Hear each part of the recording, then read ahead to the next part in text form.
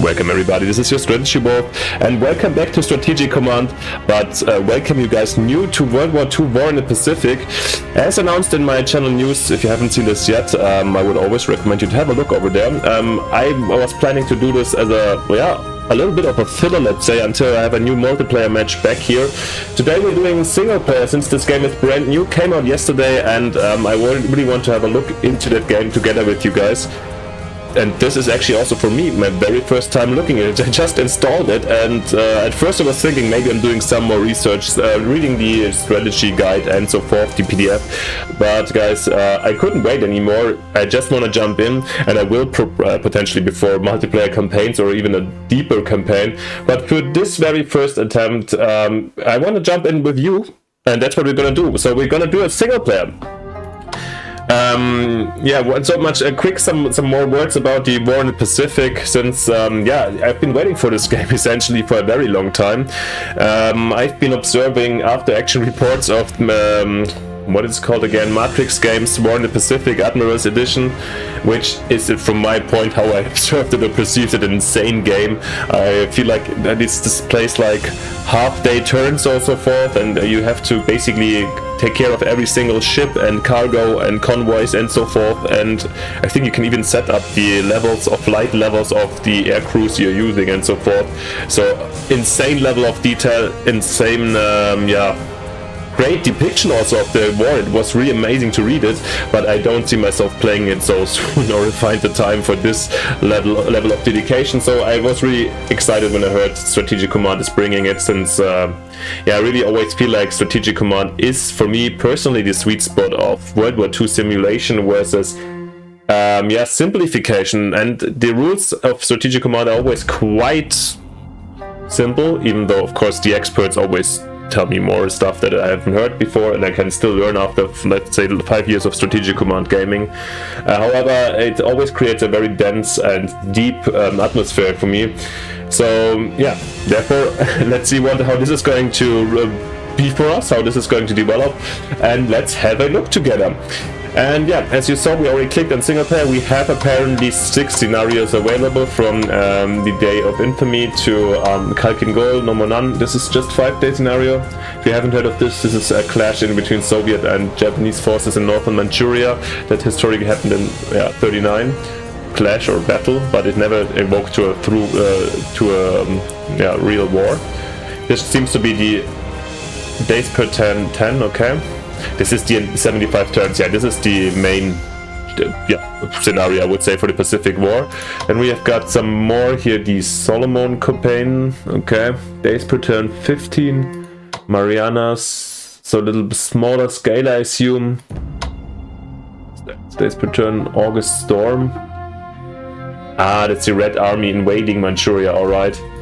And the Battle of Iwo Jima for the probably a very small scale scenario, just with some smaller units. And of course, what we're gonna do for this very first look, we're taking the main game, the big campaign. And let's have a close look if there's anything else to do. No. December 7th, 1941. Rising Empire in the East, Japan aims for victory in the Pacific. Sure. Victory, let's have a quick look. Supreme victory. As Japan, we need to keep Tokyo, Osaka sinking. I don't actually know where this is. And any 3 of Batavia is Indonesia, Kolkata, India, Canberra is Australia, of course, Chongqing, China, Delhi, Honolulu, Manila. Okay, 3 of them by June 30th. 1943. Okay. Okay, this is kind of so the US would negotiate, since the Japanese success is so high or something like this. I guess that's what they want to try to simulate over here. Well, let's head. We can look this up anytime. Let's not waste too much time on this. Let's rather go in. And I think, since I always enjoy playing, to be honest, historically, to some extent, I would like to start with the Allies first. And we not want it too easy, therefore we're going for veteran +1. I think I should be able to handle that with veteran. I also, without big thoughts, I managed to normally with the winning side and win also war in Europe and so forth with the Allies. So I'm quite optimistic and arrogant that this is handleable for us, and we don't want it too much of a easy walk, right? Probably not gonna get so smashed immediately. Let's see. That seems to be it. And apart from this, yeah, I don't like the... Oh, I didn't, of course, not get any... I didn't get any mods or counter mods in yet, so either we play with the quite boring... That's for our first attempt. I really haven't played like this in a long time, and I found it always extremely ugly actually with the 3D units, but maybe we like the ships, so let's do it for a sec, and for a bit we can always change that in the aftermath, at least I hope so. Anyways, and let's jump in. So in this episode, as the start kickoff, I don't know how much I'm gonna do, how many turns, I don't know how big the game is. I try to do like maybe 40 minutes to an hour or something like this, and then probably I'm just gonna pause, and then we're gonna go back to 30-minute turns, but I'm not going to do like with the multiplayer that I'm just doing turn by turn. I think that's a little bit too finicky, and we want to make some progress here and get an insight. That's the main goal of this, not to show anything super specific.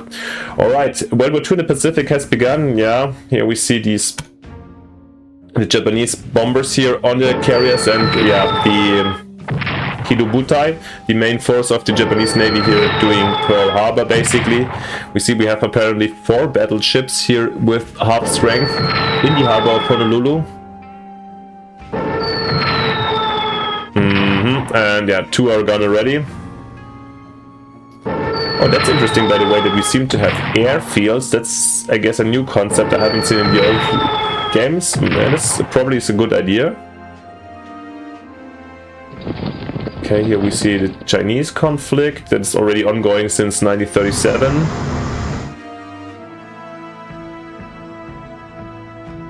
Yeah, let's see what else happened. I mean, the first turn is probably quite a tough one here. The attack Malaysia or Malacca. I think historically they landed at Penang and Kota Baru, then marching down to Singapore very quickly. It seemed to take our little fighters over there overwhelmed a bit. Strong bombardment, okay. Here from Taiwan to Hong Kong. Yeah, I'm expecting to lose Hong Kong also very soon. There we go, Hong Kong is gone. Yeah, probably I'm just commenting a lot the invasion forces for the first turn, I don't know. And then we shall see, Kota Baru has fallen. There we go, the Japanese land on Luzon in the Philippines. Yeah, I doubt that there will be any realistic chance that we can actually, Kuala Lumpur now on attack, that we can actually hold up the, let's say the historical advances here. Now they've taken, Brunei. In Borneo, where we find also some oil fields, very essential to Japanese industry. What was that? Wake Island being occupied. This was probably Guam, the other one, right? And there we go. Surface ships attacking the 4th set. That's like the Prince of Wales and the Repulse. Historically, they were sunk by, I think, Betty bombers. Like, it was one of the first, one of the moments when the navies in the world realized how important or how strong airplanes are versus ships. Yeah, so I think there was also the British attack on the Taranto harbor in Italy, but yeah. And they attacked Thailand. I'm not sure how this works. And as far as I know, the Thai or Siamese government kind of halfway cooperated. I don't know if there were really war actions. Another aircraft carrier looks maybe like a light carrier. Oh, and there we go. That's just it. Oh, this is like minimal. Just kidding. Seems like the Japanese are on a roll, but that's what everybody thought in December 41. The Chinese are suffering from love that the US joined. However, of course, Hong Kong is a shock for them as well as for the Brits. Guam, yeah, I was right. Wake.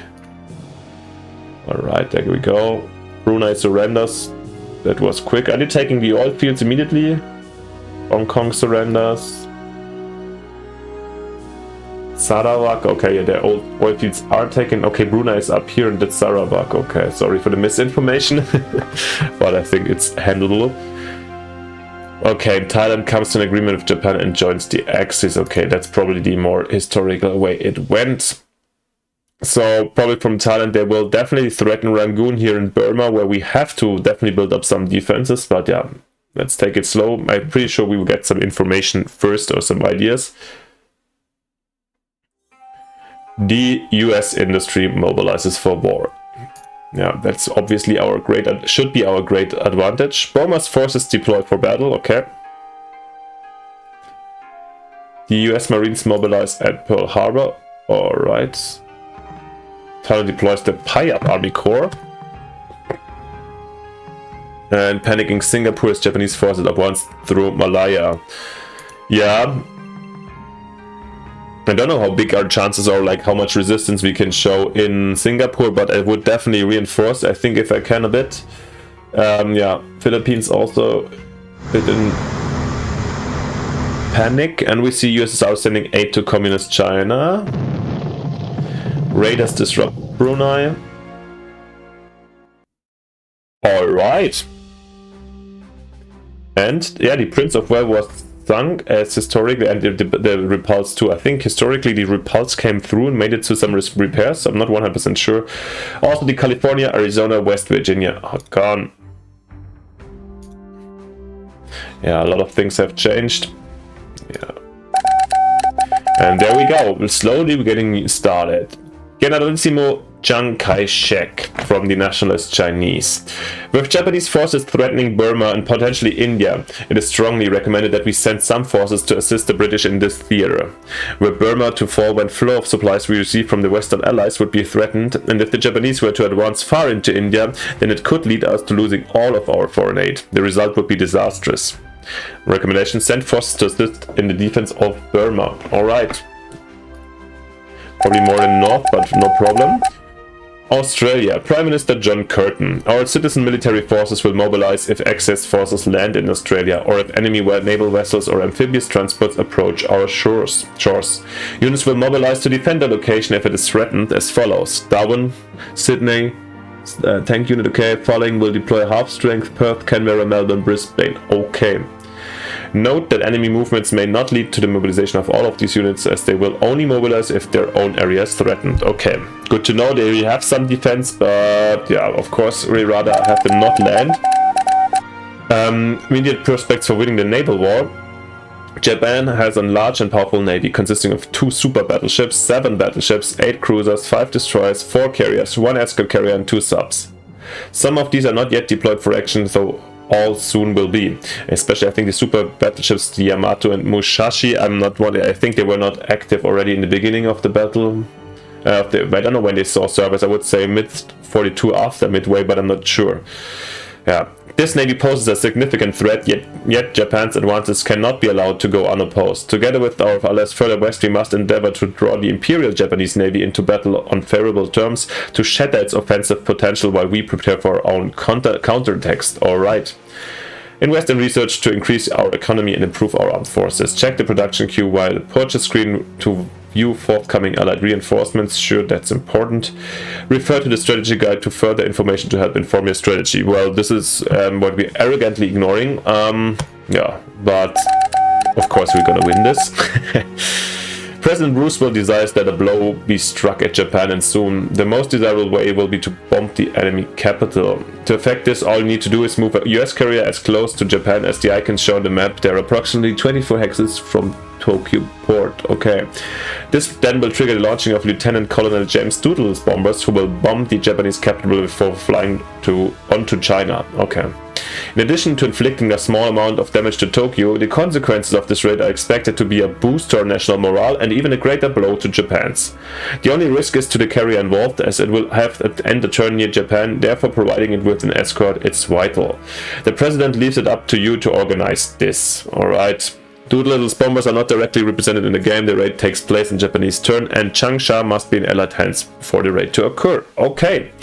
Well, if you don't know by heart, the Doolittle raid was historically also performed as depicted here. They started like some bombers from an aircraft carrier, bombed Tokyo and flew onto China. No big military success, however. As said here, it shocked the Japanese, and in the end also led to like a more aggressive I think, as far as I know, it was a huge motivation for the Japanese to shift their attention to the high seas or to the Pacific to attack Wake Island, Midway in the end, which was in the end the battle that changed the course of the Pacific War. Here we go, the Brits also get some information. In addition to those units that can be seen in the production queue via the purchase screen, the following British, Australian, African units will arriving in Ceylon in early 1942. 7 armored tanks, the 1st Australian Corps, the East African Corps, and these are weak units that will need to be strengthened before seeing action. However, the 7th Armoured and Australians have already seen extensive service in North Africa and are very experienced. Should Japan capture Ceylon before their arrival, then these units will deploy in India instead. Conserve your forces, defend what you can, prepare for a long conflict, and refer to the strategy guide for further information. Sure. Yeah, but we will do that. Wow. That's it. Lots of information in the beginning. Very cool. Let's use the moment for a short time to actually zoom out and enjoy the map, since, yeah, it's the first time. I mean, there was a war in the world, of course, but it was not as remotely as detailed as this one here. Let's have a quick look. Here we see the Soviets, of course. Okay, they have a communist China supply route here. And this must be... Sinking is the... I was wondering, the capital of Manchuria, I guess. In this case, or of Manchukuo state. In this case, Manchukuo is not displayed. It's part of Japan, apparently. Yeah, Japan pretty small as it's supposed to be, I guess. I mean, small. And here we see the advance in northern China. I read some, like in a different quick look into the game, I saw that, not my group, actually in a video, I saw that communists, getting close to communists is not very recommendable for the Japanese, because the communists, as far as I know, yeah, they're neutral in the beginning, they're not part of the game. So I'm surprised that the AI is actually moving these caps so close to the communists, since it might trigger them actually. Well, we shall see, we shall see. Down here you see the ongoing fights. We have next Changsha here, yeah, fortified position apparently. Yeah, you see fortifications, that's good to know. Here, Yingcheng, here's the Yangtze, okay.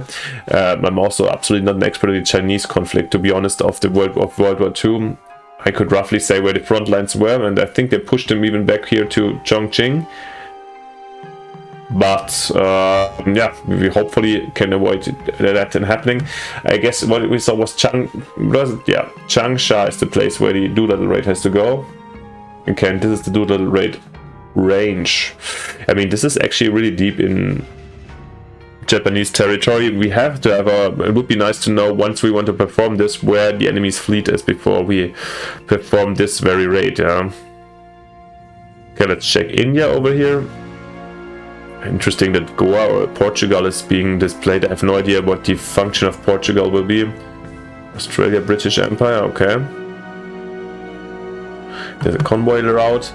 Yeah, here we shall... Is there no convoy route here into... Maybe the support comes indirectly. Since this, I guess one thing here with the red national morale objective would be probably the Burma route here. Yeah, I mean, here's terrible terrain, so you have to come via Mandalay if you want to attack this. Here, Burma Road. Or is it up here? I don't know. This is somewhere here. We have to definitely bring in some dudes to defend this. China Air Task Force. Wait, is this a HQ or is this Air Task Force? I haven't seen this before in Strategic Command. Seems like a couple of new units also came in, so it might be the case that we have to have a really closer look. Potentially this episode is not going to be more than one turn, if we even make one. Yeah, down here Singapore landing, sure. Yeah, here all the Dutch. Okay, the Dutch are actually not even in the game, in a war, right? Doesn't seem to be. Are they? Dutch. Are they called differently? Dutch East Indies.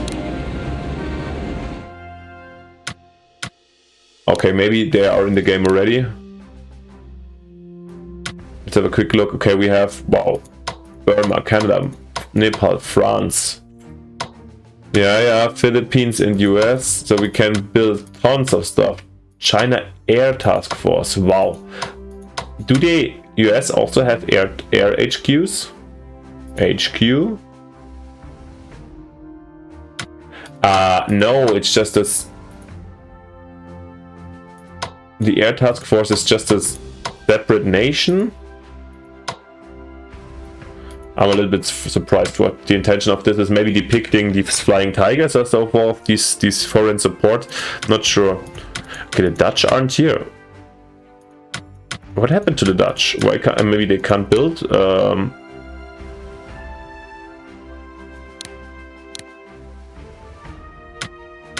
Well, yeah, I'm pretty sure they will come into the game very, very soon. Okay, then we have here Australia. We have a convoy route coming from with Canada. Holy moly, this is a long one. I guess that routes from, yeah, I'm pretty sure that with the US entering, there will be probably also a US route, I can just imagine. I mean, historically it would make sense as far as I know. And then we have these. Okay, we should try to probably keep the Japanese from the Samoan Islands. Can you hear Guadalcanal? Alright, like all of these bases here basically seem to hinder supply to Australia. Okay, good to know. What's the addition of an airfield? Maybe some defense bonus to, yeah, looks like it. So that compared to a regular field. Okay, the jungle also provides defense, but maybe not the jungle. Maybe let's have a look at some boring flat terrain. Yeah, okay, it seems like the airfield is providing some defense. Maybe let's have a look at Wake. Is Wake still controlled by us? I thought I saw somebody landing in there, or was this just Guam? I'm confused. Yeah, but it needs to be it. Interesting that they don't.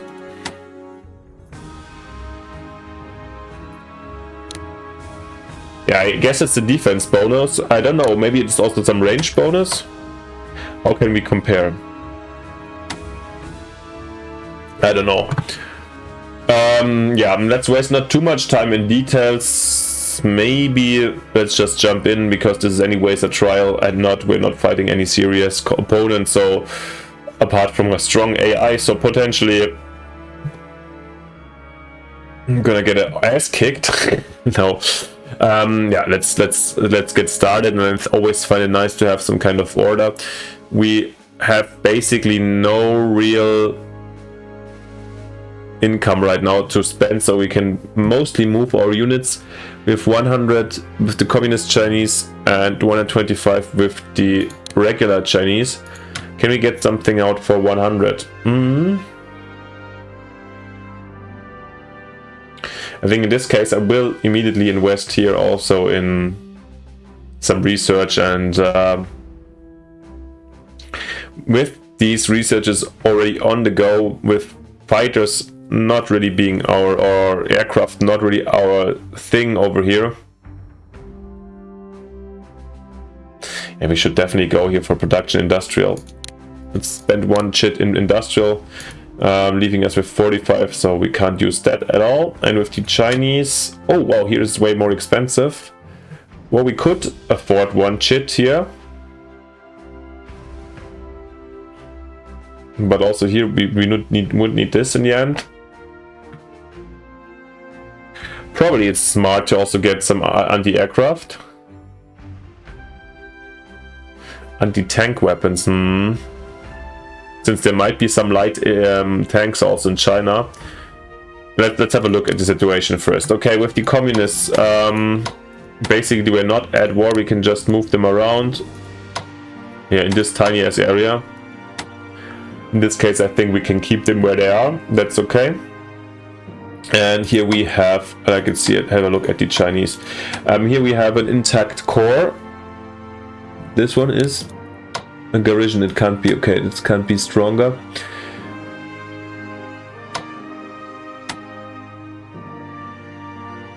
I don't know what happens if they move in here. Probably they get mobilized, the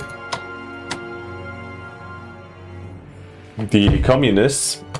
So is it smart, for example, we have those coming through. Shall we defend here the river here up here? But this is just fields. I guess there's somebody in Chengdu. Sorry, by the way, for terrible mispronunciation. Of course, I have no clue how to do this.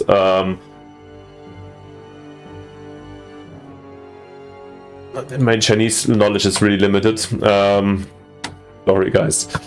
So yeah, I obviously tried my best, but I probably will fail very often on it.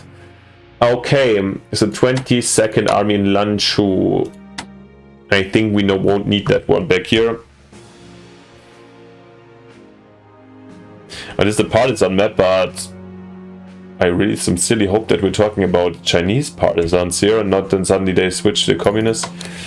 Yeah. Still, again, Datong, what do we have here? Let's have a look on the map. National Marine Objective. We have apparently some coal mines over here. Okay, they are important though. That's why.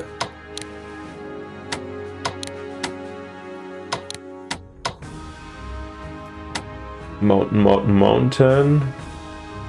I think here we can defend this pass.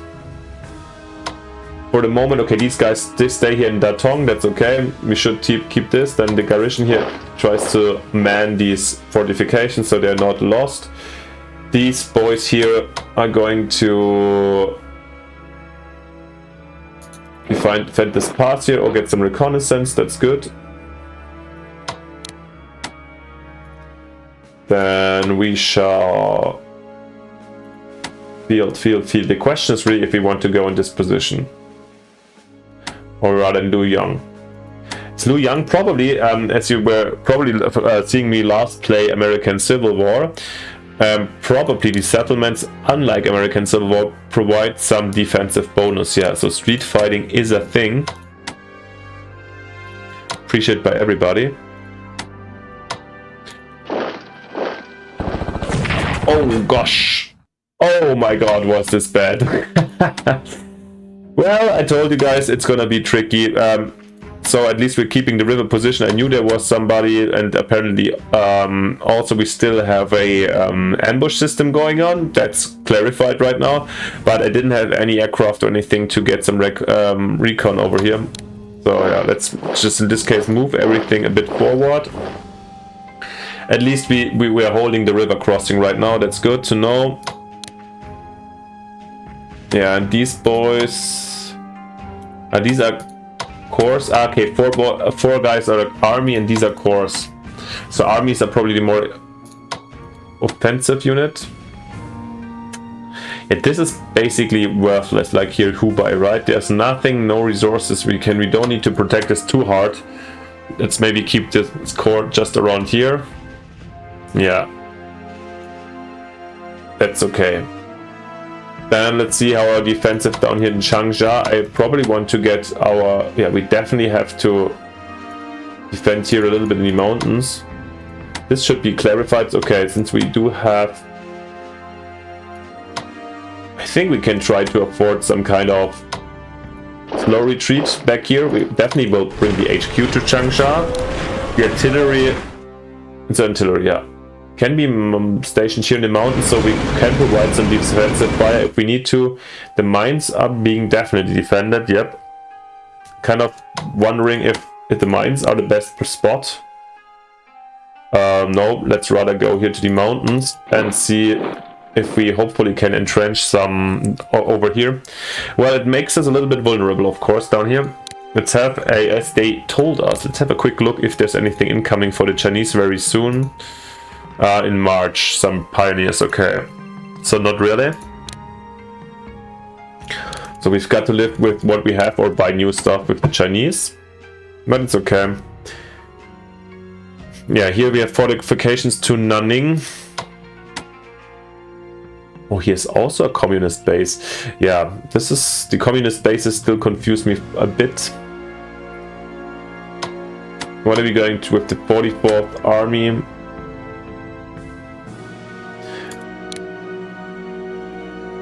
I mean, the mines here in Changsha is the essential part, so actually I feel like we could... yeah. And again, guys, I'm playing this for the very first time. I haven't checked any guides and so forth if I'm getting a massive rebellion or something in the backland, because I'm not thinking these would be our partisans. I'm very, very sorry. Interesting, here they... okay, the China task force is here. Okay, maybe we are talking actually about the... what I said before, like the flying tigers and so forth. Well, what I want to do is probably bring these guys over here as an additional backup, since Changsha here is our heavy point, I guess, next to... this is one of the main, but the mountains here help us. But Changsha, as you noticed, was also, as you remember, was the thing that we need for the Doolittle raid. So we're definitely trying to keep this open. Then we... yeah, this garrison can move up here to Luzhu, that we have some more protection here on the southern flank. 14th Army, and yeah, I'm also, by the way, force marching all of them, since they won't reach the front so quickly. I think there will be reserves over here. That's okay. To be honest, I don't want them to get involved right now. The tactical bombers. Ah, I thought these were... oh, I actually thought these were fighters, but no, so I can keep them somewhere in the end at the beginning. 66th Army, we have some reserves down here. And yeah, they were talking about bringing 8 down over here, so let's do it. These two armies, the 6th and the 5th Army, are here defending Lashio and Wanting in Burma. I mean, this series supply line is probably pretty bad. Is this even a... is this supposed to be here a railway? I think so, but nevertheless, we're gonna bring them in position and see. We have to react a little bit more flexible, I guess. That's what we gotta do. Here are the flying tigers. Okay, good to know. Now, where are we placing those boys? Well, more main. What can we have? Oh, we have, for the Brits we have infantry 1. Good to know. However, there's basically no money available right now. And when I say money, I mean, of course, like industrial capacity.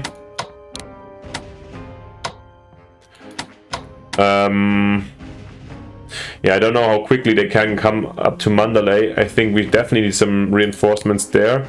Let's have a quick look onto the British production. Oh, a lot of ships already. Yeah, ships are probably... okay, it seems like we don't have to necessarily build or invest too much on the Navy, for sure, to some extent, but there's a lot incoming. At least for the Brits and the Americans. But no other thing, so probably aircraft and so forth have kind of priority. Yeah, still don't know what we're gonna do here. And just I'm hoping on our luck that they're not gonna break through to Mandalay immediately, and then I think here I'm gonna retreat and just have the Rangoon, yeah, Mulnane.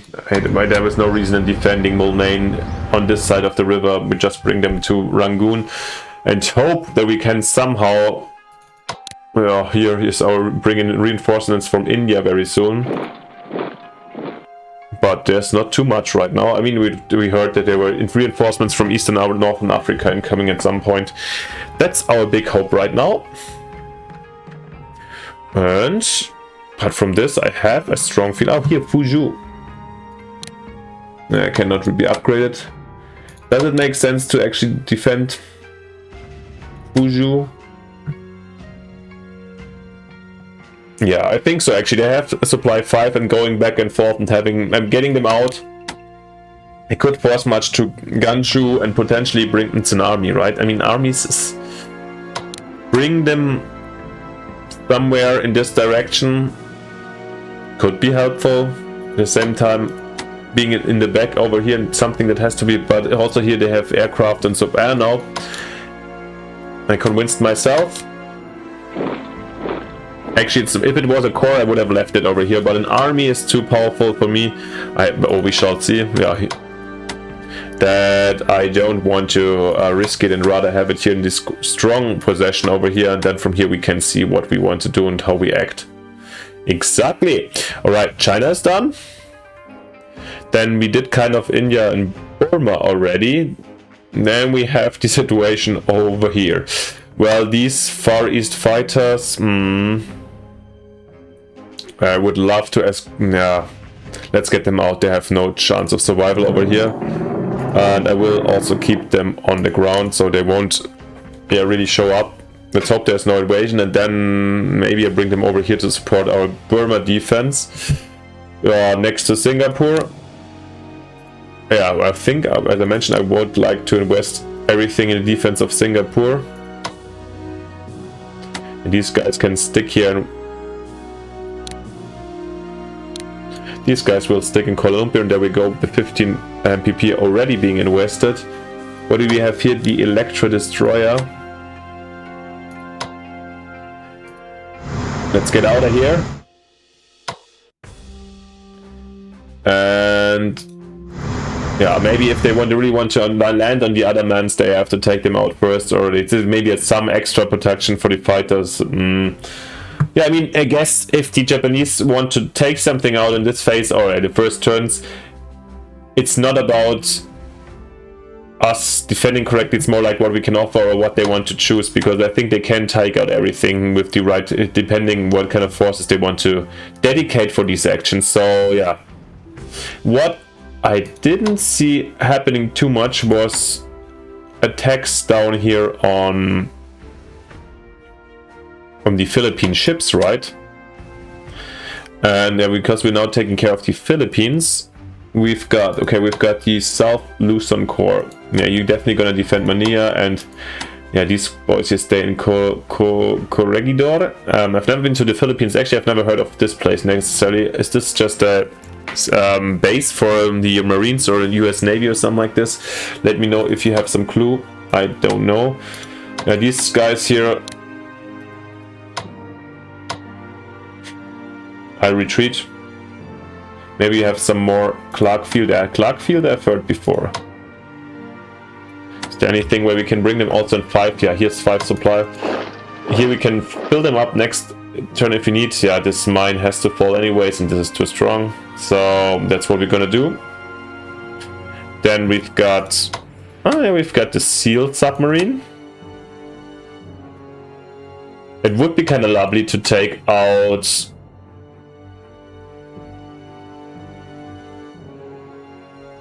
some of these oil shipments, since this is probably the main oil source here from Borneo incoming.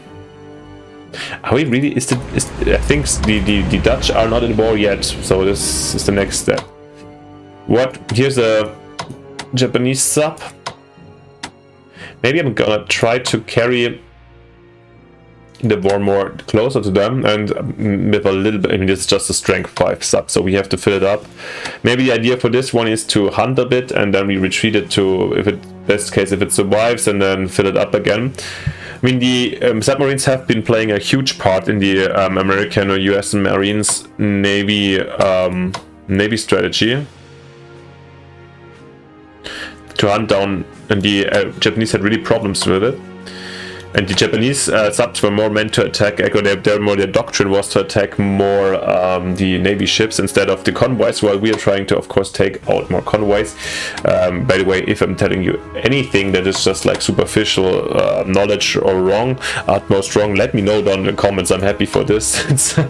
I'm not the expert on the Pacific War, even though if I drop names and operations here and there, yeah, please, I'm happy to be educated as well.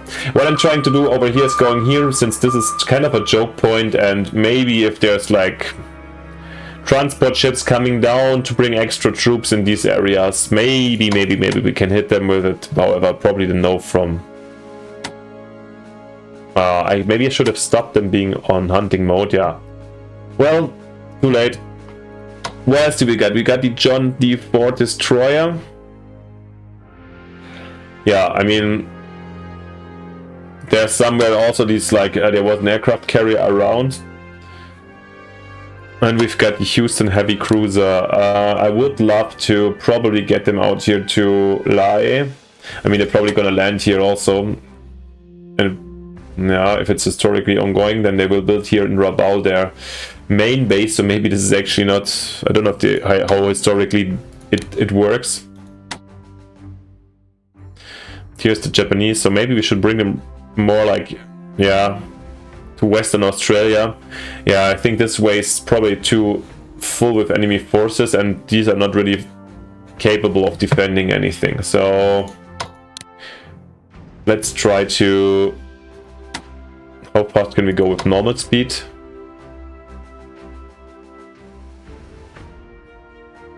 You can also try to block, of course, the Strait of Makassar, but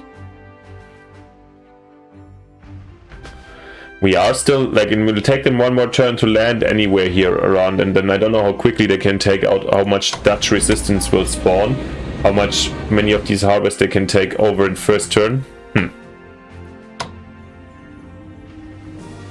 By the way, we're already 40 minutes in. I feel like maybe it's gonna be one turn per upload. Probably in the future it's gonna be faster. Guys, let's not be too scientific about it.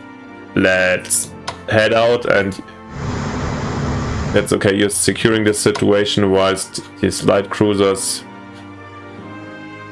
I'll try to get over here, and I think I'll support this light cruiser also with the Houston heavy cruiser, and with a little bit of luck these two ships and this destroyer might get out, and therefore yeah, will be some backbone of a new navy to be built up. Backbone, no, backbone definitely not, but something at least. All right, but that's mostly over here. So let's have a look into the wide Pacific. Okay, nothing down here. Let's have a look at Pearl Harbor. Can we strike back? Is the Kidobuta still around? Not really. What is this? Marine anti-air, okay. They stick in Honolulu. We've got the Oklahoma battleship. Can it be built up already? Yeah, but we've got 60 MPP. Let's have a quick look on the research.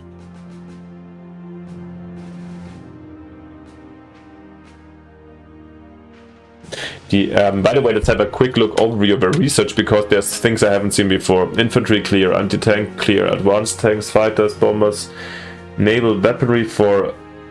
Alright, that's for the aircraft, long-range airplanes, subs, okay, all artillery. This is all, of course, clear. Okay, basically just naval construction. Increases the supply distribution value of ports not connected to major capital, industrial centers, or some the supply they can fire out, okay. If there's some research ongoing already, logistics, okay, everything is the same in the end apart from naval construction. Yeah, what else? We've got the heavy cruiser San Francisco. I mean, there's always the threat of a comeback. But to be honest, if we have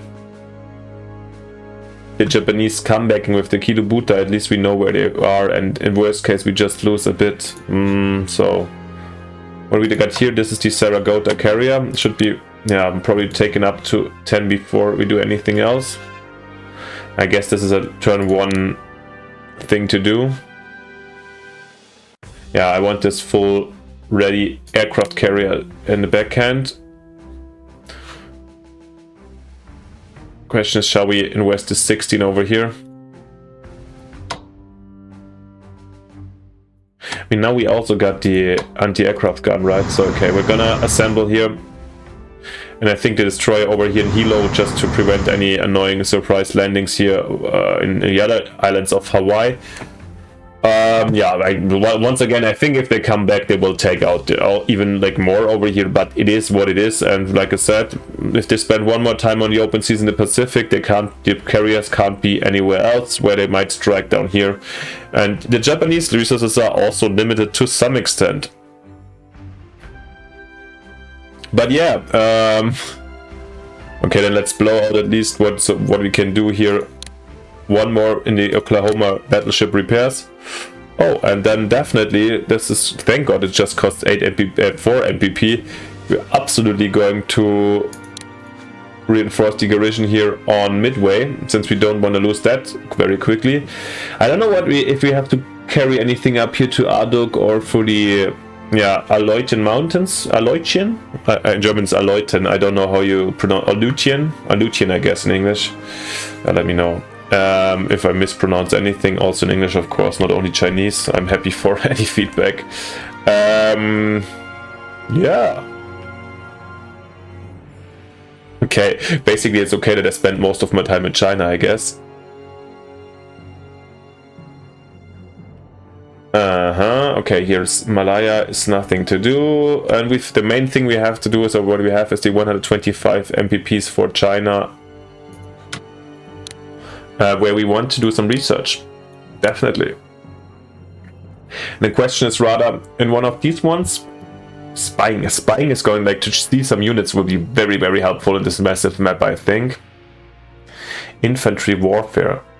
Oh, they have only one stage, so doesn't really matter. Yeah, come on, it's going to be industrial. Quite boring, but it is what it is, so rather push the Chinese MPP so we get started very soon. What else is there to do with the Russians? No, with 35 MPP we don't get any thing. Let's have actually a look if there's any... Oops, yeah, we have to set up these things, of course. Let's have a look on the map, on the convoy map maybe. Alright. To Communist China, we can supply them. I mean, what's the drawback if we don't, right? 6 MPP, it's like when we can start research with the Russians, but as long as the Russians really get only 45 in the game, I'm happy to keep it like that. Canada's fixed, Australia to India. I mean, India is probably... Yeah, I mean, we need some Indian troops very soon. How much can we send over there? Let's maybe try that, since, yeah, I think Australia will be not prime target. We can always set it back after a while. I want to ship quite a lot to India, so we can hopefully get some helps for Burma. And that's it, at least seems to be. Yeah, we can set up our new units. Let's do that quickly. We have the Benham destroyer in US, yeah, San Francisco, or Los Angeles next to our Saragota. We've got the Enterprise carrier, new start in San Francisco. So here we go with at least 2 carriers. We've got the Marine Corps, the 1st Marines, and we've got the Kanga Force Special in Brisbane. Alright, that's it as far as I saw and controlled things.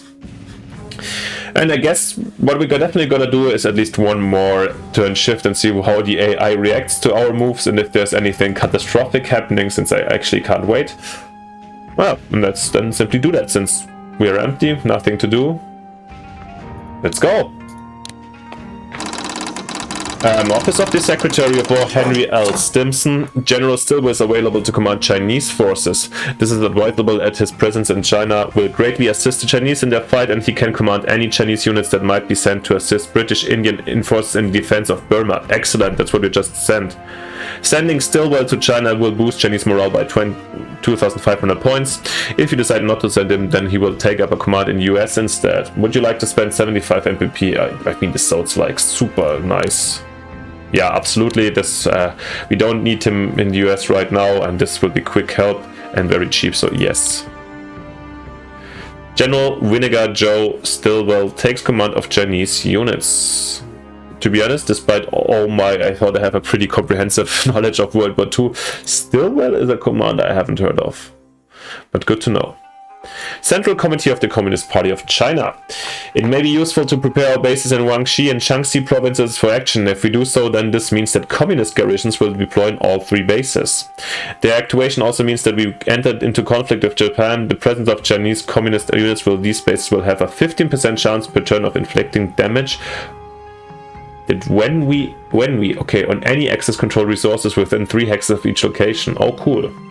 Our units' continued presence in these bases will therefore provide the Japanese with an incentive to attack our bases and distracting them from operations elsewhere. Wait, but when we enter into conflict, and so they're not doing like any guerrilla in the meantime, we're not really at conflict, okay. And distract them from operations elsewhere. Yeah. Would you like to authorize the activation of our bases for a cost of 80 MPPs at 10 MPPs a turn for 8 turns? And yes, that is going to happen, I think. So write in some notes. Although the Communist Party's support was largely concentrated in and around Yan'an, communist bases existed elsewhere in China, and this decision provides you with an opportunity to activate these to assist in the war effort. This entails a risk, because if you say yes, then the capture of each location by the enemy will lead to a 500-point reduction in our national morale. Nevertheless, their presence there should divert enemy forces while reducing the supply and income. Consequently, the sacrifices made by our garrisons may prove to be of some value. Note that if the Axis capture these locations, then they will be able to suppress our resistance activity. However, saying yes to this also has the benefit that, if lost, these areas could still generate partisans. Our base's nuisance value means that it's generally advised to say yes to this decision, and absolutely, yeah, we're gonna play quite historic right now. Acting Guangxi Hebei. Oh, here. Okay, so much about the my questions about these communist bases before. The US Pacific convoys are sending supplies to China via the Burma Road. Okay. Japan occupies the Shanghai International Settlement and sinks HMS Petrel. Haven't heard of that incident, to be honest. And that seems to be it. We're taking first time we're bringing in MPP. Yeah, and nice to see that India has a lot. Of course, the US taking, despite 401. Nice to see. And this is what we are working with soon. All right. Here we go with the enemy's turn. Moving back to Canton, maybe I can zoom in one more step actually. Some reshuffling back there.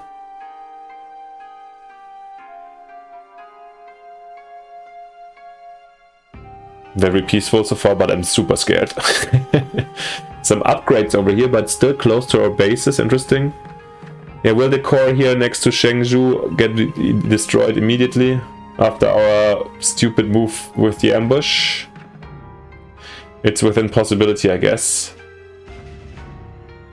Yeah, but I crave the mountain position and the river position. No, it's not even a mountain, right? Yeah, that's it for Kuala Lumpur already. Let's get ready for the siege of Singapore. Okay, 1 damage, that's okay. Wow, I expected it way worse. Otherwise here I expected a better performance, and the same here. Wow, 3 damage with no preparation. And these are paratroopers or something. Oh, here we see a Japanese tank.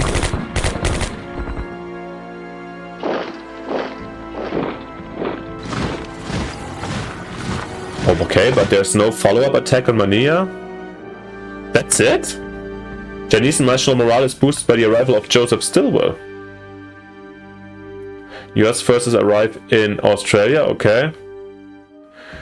Pro-Japanese Burmese desert the Allied cause and launch attacks on Allied forces in Burma, okay. At least not on the Chinese, only on these damn garrisons. Allied raiders disrupt Brunei. And that seems to... Oh, we forgot totally our torpedo boats in Philippines. Sorry guys, but it was okay. And the West Force course is destroyed. This was in Malacca, I guess. Crazy! And again, a boost for the morale through Stilwell. Chiang Kai-shek, the warlord Liu Wenhui controls the province of Xikang, and his contribution to our war effort is vitally virtually nil. If we are to mobilize the resources of this region, which sustains the cities of Kangding and Yushu, then we will need to have either a core army or tank unit close to both cities. Their presence there will bring the region under Kuomintang control, and this will provide us with both some income and 25 national morale points per turn. However, this unit will need to remain there permanently in order to retain control. Its presence there will also be necessary if we are to benefit from any supply sent us via Tibet. Keep a Chinese core army or tank unit within 2 hexes of hex 3648 to benefit from the production. Okay, that 30. Oh god, I was too quick. I cut 3648. Probably don't worry if I lost it. We'll have a look. Probably up here, right? Yeah. Prime Minister John Curtin, great dangers lie ahead, and we need to mobilize our resources as much as possible to hinder the enemy's advance. It is vital that New Guinea be defended, as its loss would provide Japan with a launching pad for an invasion of Australia. Fortunately, in New Guinea there are sufficient volunteers belonging to a militia unit, the New Guinea Volunteer Rifles, that, if activated, will deploy as a Strength 3 garrison that can defend Port Moresby until reinforcements arrive.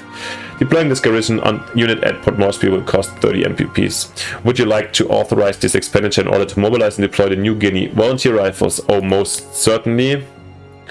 Formed in 39.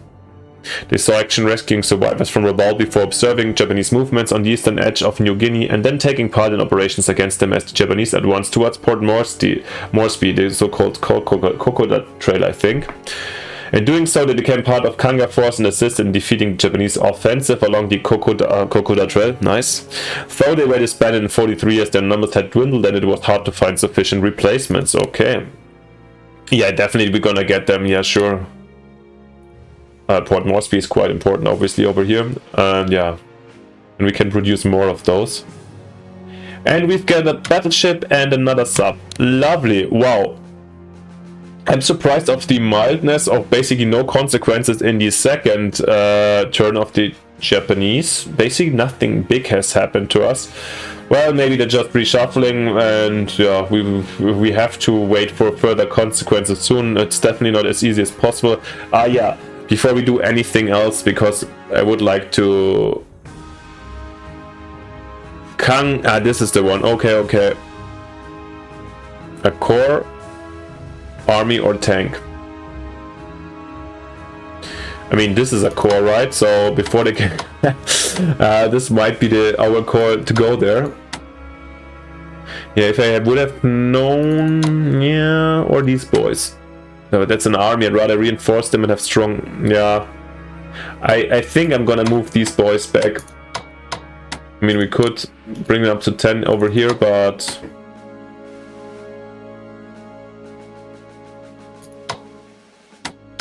yeah, I think that's what we're gonna do. I will keep that in mind, and if I keep on forgetting about it, keep me updated with this. But apart from this, we're reaching the 1 hour line that I wanted to, more or less for the first episode. Of course, this has been a very long one, but we got ourselves an overview. And for the future, I really think, since it's a single player, I can at least do a couple of turns per turn. So this won't be, hopefully this shouldn't be a forever project, since it's mainly the idea still to get an overview and like see what's going on and have some cool time. For really intense matches, I'm of course like trying to find some point there will be a multiplayer match. I don't know if in Burma and Pacific, but actually why not? Yeah, let me know what you want, what you think, and if you're new to the channel, of course, it would be fantastic if you leave me a like and subscription. Yeah, it costs you nothing and keeps me motivated, pushes the channel, so it's a win-win. And if I reach 500 subs, I want to get myself a new microphone. So if you've been a little bit critical about my audio quality and you want to listen to my beautiful voice in full HD, then yeah, keep on hitting that subscription button or recommend my channel. Thank you very much for your support.